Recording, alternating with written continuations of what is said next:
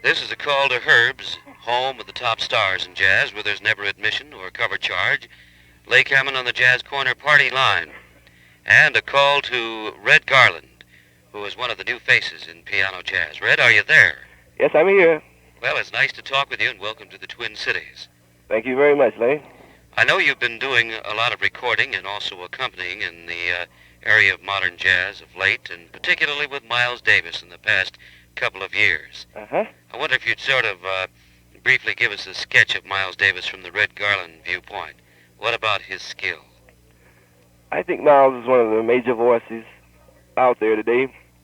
And, I know, too, that you've done some thinking for him and inspiration and guidance as far as themes and ideas are concerned.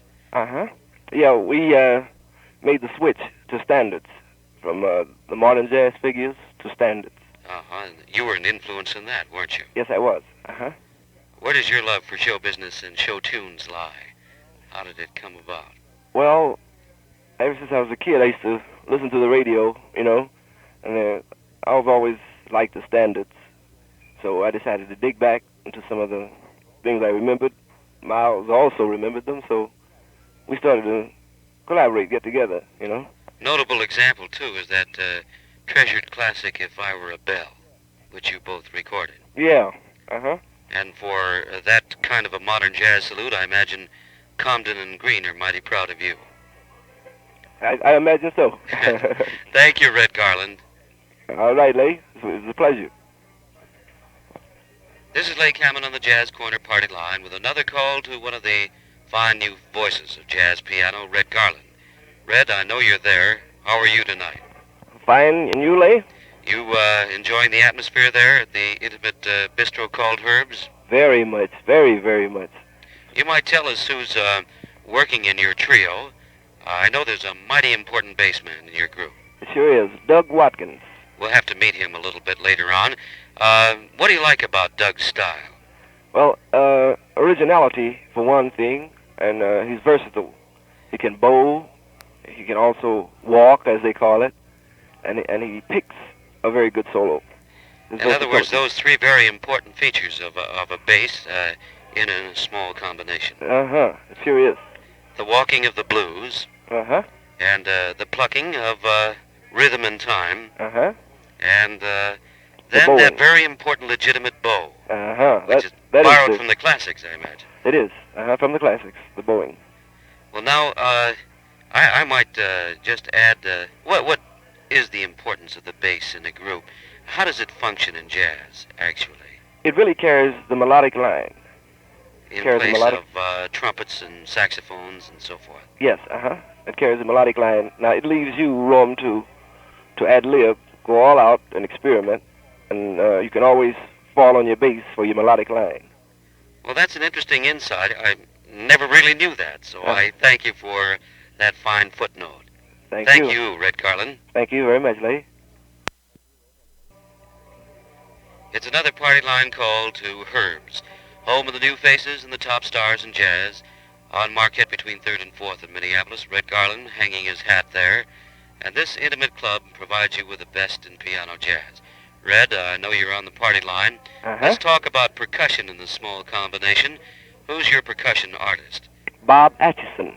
He's new to me, and you might tell me a little bit about him. Yeah, he's a new face on the New York scene also, Leigh. In 1954, I had a trio up around Boston and New England states, and he was my drummer. And what notably is his style? What can the good jazz buff listen for? Well, you can listen for a definite beat. He's a real hard swinger. And the hard cooking jazz, do you think it's actually just identified with the Eastern jazz musicians? I would think so. As distinguished from West Coast? From West Coast, uh-huh. Do you think there are really two schools of thought as far as West and East Coast are concerned? I really think so, Leigh. Well, what distinguishes one from the other? Well, I would think that the West is more or less the cool school, and the East, well, the hard swingers. Uh-huh. Now, just for our listeners who may not be initiated, what describes the cool school? Well, a light flowing beat. I would say a light flowing beat, softness, And, well, let's see, how would you say that? Very light, very light. Uh-huh. Your rhythm section doesn't bear down, nor does your horn player. And the drummer in the cool school might, emphasize brushes and Well, no, a drummer in a cool school will play on top of the beat. on top of the beat. Uh-huh. And any particular use of the drums or the percussion instruments Yeah. that would be different from, say, the hard cooking school of, say, maybe Art Blakey. Yeah, it would be much different. Art is, well, let's see. I could very well say that the hard swingers, or the East Coast, will use a lot of emphasis on the foot and left hand. Mm-hmm. And the cool school? Well, there's not much emphasis. They just use the right hand on the cymbals, and here and there they'll play a little pattern with the left hand. Which might be describing Shelly Manne, for example. Yeah, Shelley, for example, is a good example of West Coast. Or Chico Hamilton. Uh-huh.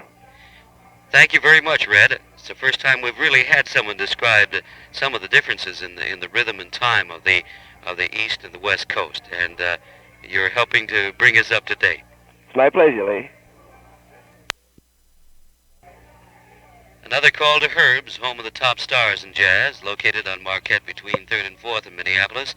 Currently, it's a privilege to listen to the Red Garland Trio, for they represent the East and the very fine good taste of the Eastern School of Music. Now, to Red Garland, hello to you, sir. Hello there, Leigh. Well, I don't know what's on our mind tonight, but we'll shoot a few names to you and get your impressions and spontaneous reactions to them, Red. I'll mention in piano Thelonious Monk, and what would you say? Well, about Thelonious, I'd say he's one of the roots of all of this. The flatted fifths and raised ninths. He's a major influence, I'd say. You definitely hear Monk in every pianist. How about Art Tatum? Oh, now, that's the greatest thing that I've ever heard in my life. And he's been a definite influence on you. Oh, yes, he has. Now, for some of the newer pianists that you might be competing with and sitting in with or listening to, how about Randy Weston? Randy is also out of the Monk school. You could say he's definitely influenced by Monk. Now, if I mention to you a composer, say, like John Lewis, what do you say? I like John as a composer and as a pianist. But I wouldn't say he's a major influence. And if I mention the name Charlie Yardbird Parker? Oh, there it is. That's the cause of all this stuff today. Of which you're an earnest part of. Uh-huh. Now, if I were to mention to you Lambert, Hendricks, and Ross, what would you say?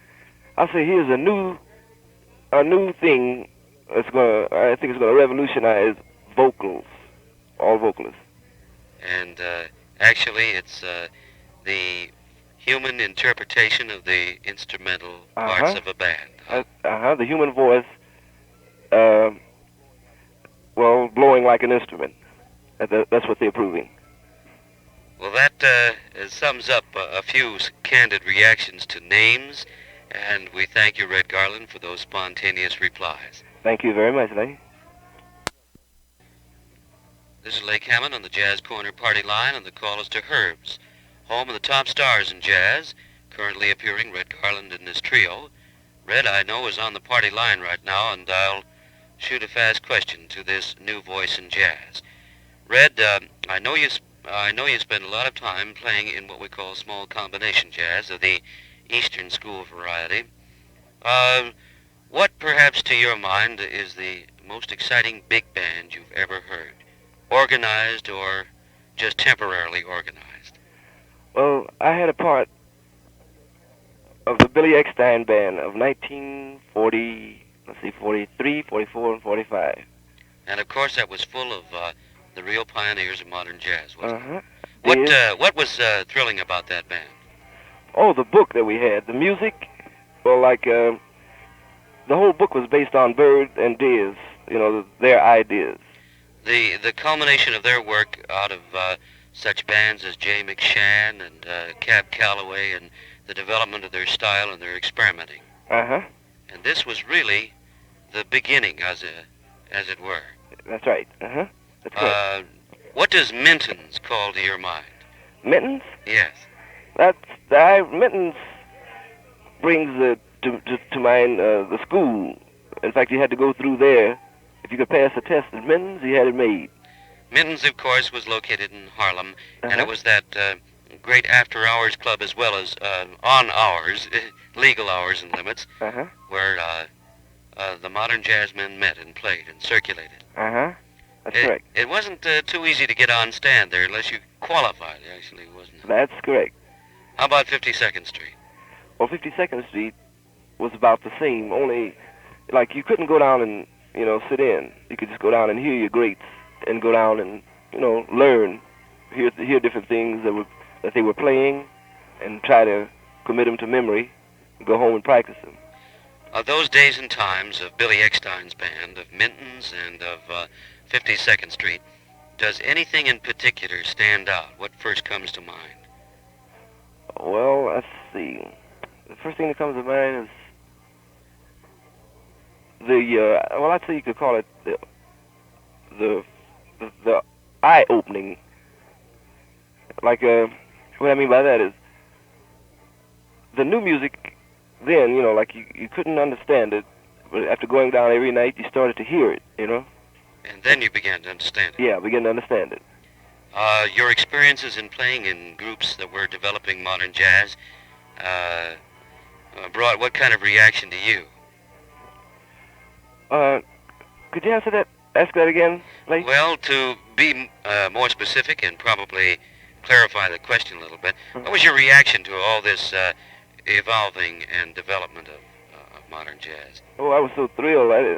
After I started to hear it, it was like I didn't want to sleep, In other words, it kept you up and kept you thinking. Like I was wondering what was next, It was the most exciting thing I think that has ever happened to me.